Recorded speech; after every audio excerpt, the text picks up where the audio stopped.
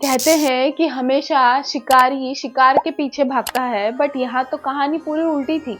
यहाँ शिकार खुद शिकारी के पास चलकर जाता है, वो भी 3 बार। आज मैं आपको एक ऐसी सच बताने वाली हूँ जो जिंदगी में हर किसी को जानना चाहिए। तो चलिए आज की मजेदार कहानी शुरू करते हैं। सुबह का समय था, जंगल बिल्कुल शांत था। तभी एक जबरदस्त दहाड़ ने पूरी जंगल को हिला दिया। शेर शिकार के मूड में था। उसने दूर से लोमड़ी को देखा और उसके ऊपर दौड़ पड़ा। लोमड़ी इतनी डर गई कि उसके हाथ पैर कांपने लगे। शेर थोड़े ही देर में था कि लोमड़ी चीख कर बोली, शेर साहब मुझे मत खाइए, मैं आपको मेरे से भी बहुत बड़ा शिकार लाकर दे सकती हूँ। तभी शेर रुक गया और बोला, तुमसे भी बड़ा कौन? और तभी लोमड़ी बोली कि एक मोटा ताजा गधा, मेरे तरफ से गारंटीड आपके लिए शिकार में लेकर आऊंगी। लोमड़ी तुरंत भागकर गधे के पास गई। गधा अपना मस्त जीवन जी रहा था, घास चबा रहा था। लोमड़ी बहुत इज्जत से गधे के पास गई और बोली, गधे साहब प्रणाम, शेर साहब ने आपको याद किया है। गधा डर गया, बोला, शेर ने मुझे क्यों याद किया है?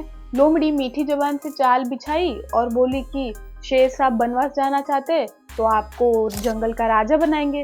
आप जैसी पर्सनैलिटी, आप जैसी शान, कौन नहीं चाहेगा कि आप राजगद्दी पे ना बैठो। गधा खुशी से पागल हो गया और लोमड़ी के साथ चल पड़ा। फिर क्या था, शेर जैसे ही गधे को देखता है हमला बोल देता है।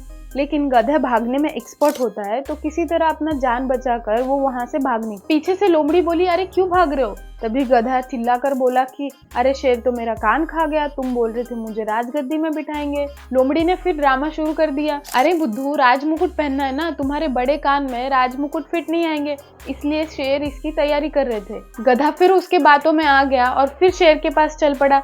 जैसे ही शेर ने वापस गधे को देखा, फिर हमला बोल दिया। इस बार भी गधा भागने में कामयाब हो गया और जैसे ही भागा, फिर से लोमड़ी पीछे से बोली कि अरे बुद्धू, अभी क्यों भाग रहे हो? गधा फिर से चिल्लाकर बोला कि इस बार तो शेर मेरा पूंछ खा गए, राजमुकुट कहाँ पूंछ में पहनाएंगे।